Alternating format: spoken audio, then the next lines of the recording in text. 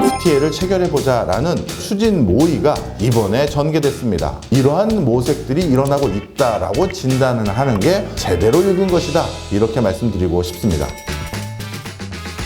쏟아지는 경제 뉴스 속에서 돈이 되는 정보만 전해드립니다. 박정호의 머니픽입니다. 첫 번째 주제입니다. 한중 정상회담 FTA 2단계 논의, 한중 FTA 문화, 법률로 확대 추진, 공급망, 투자협력 FTA, 막혔던 한중 관계 뚫렸나? 한중 2차 FTA로 그동안 확대 추진이 모색되지 못했던 대표적인 분야인 문화 분야 또는 관광 분야에서도 FTA를 체결해보자라는 추진 모의가 이번에 전개됐습니다. 이렇게 한중 FTA를 다시 추진하게 된 가장 큰 배경은 지금 어려운 중국 내부 경제 상황에 대한 활로를 모색하기 위한 것이 가장 대표적인 이유입니다. 얼마 전에 중국 내부에서 부동산 주택을 구입할 때 정부에서 대출을 얼마까지 해주느냐라는 것과 관련된 정책이 발표됐는데요. 생애 첫 주택을 구입하는 사람들의 경우에는 자신의 돈은 15%만 있으면 되고 나머지 85%는 정부에서 대출을 해주겠다라는 정책이 발표됐고요. 두 번째 주택을 구입하려는 사람들에게는 자기 돈은 25%만 있으면 되고 나머지 75%는 중국 정부가 빌려주겠다라는 그런 정책을 발표했습니다. 즉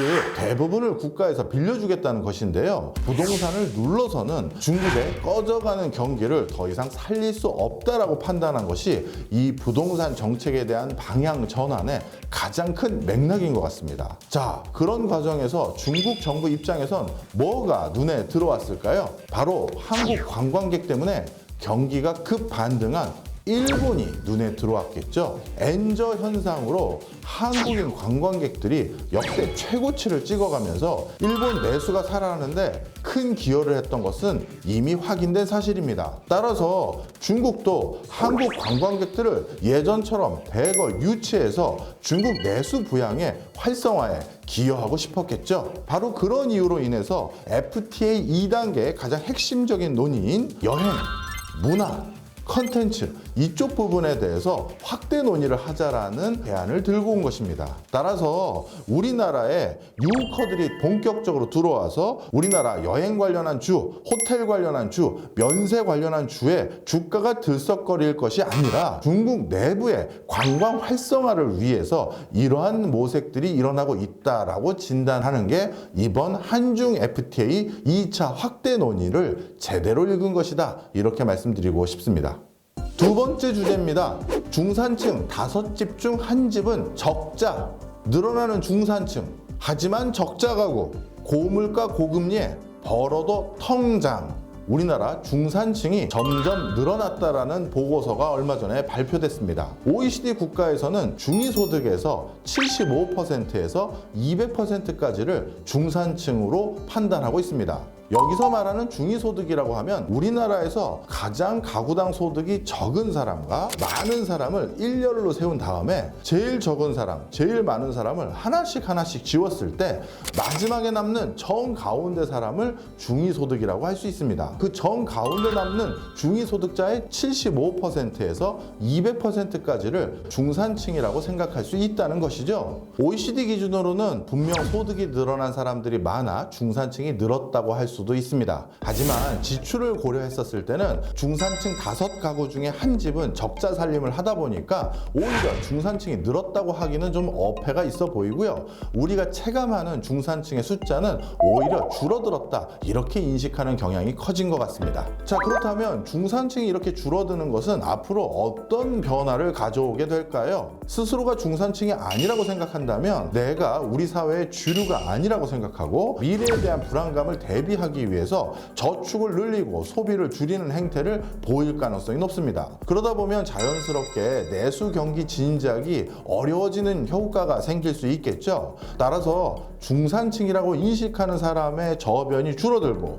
실질적으로 중산층 중에서 적자 가구가 늘어난다는 것은 내수 활성화를 막는 악영향이 될 수 있다, 이렇게 이해하면 좋을 것 같습니다. 그 다음 두 번째입니다.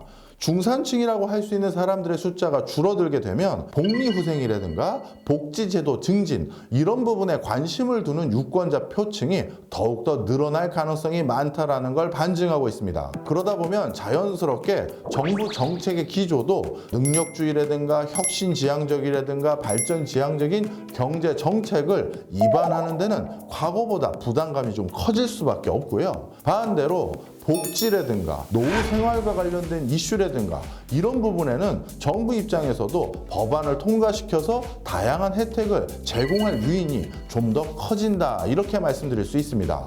중산층의 실질적인 주머니 사정이 늘었느냐 줄었느냐는 소비 패턴의 변화뿐만 아니라 정책 기조의 변화까지 영향을 줄 수가 있고 이건 더 나아가서 관련 분야의 기업들에게도 희비가 엇갈리는 그런 소식이 아닐 수 없다 이렇게 말씀드릴 수 있습니다.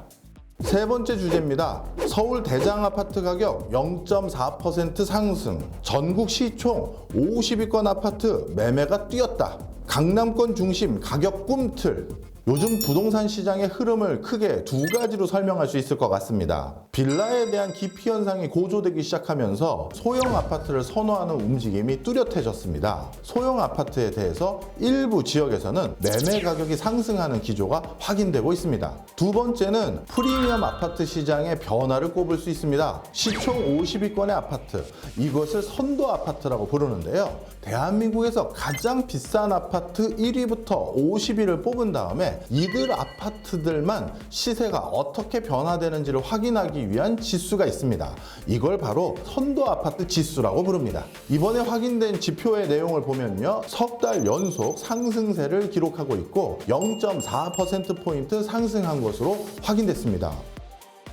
그렇다면 이 서울의 대장 아파트 가격이 오르고 있는 흐름은 우리가 어떻게 이해하는 것이 좋을까요? 서울이라는 도시는요, 전 세계 10대 도시, 아시아권을 대표하는 5개 도시 중에 하나로 손꼽히는데요. 이렇게 세계적인 경쟁력을 갖추고 있는 도시가 서울임에도 불구하고 서울 아파트 가격은 여타 비슷한 수준의 도시의 아파트 가격에 비해서 초프리미엄 아파트의 경우에는 오히려 저평가되어 왔다라는 소식들이 많이 들렸습니다. 따라서 프리미엄 아파트 시장에 대한 본격적인 상승세가 오히려 이어지는 게 아니냐, 중소형대 아파트만을 대거 건립하는 것이 아니라 강남권을 중심으로 한 초고가 프리미엄, 초대형 평수의 아파트들을 추가적으로 기획할 가능성이 높아진다, 이렇게 말씀드릴 수 있습니다. 오늘의 머니픽 여기까지입니다.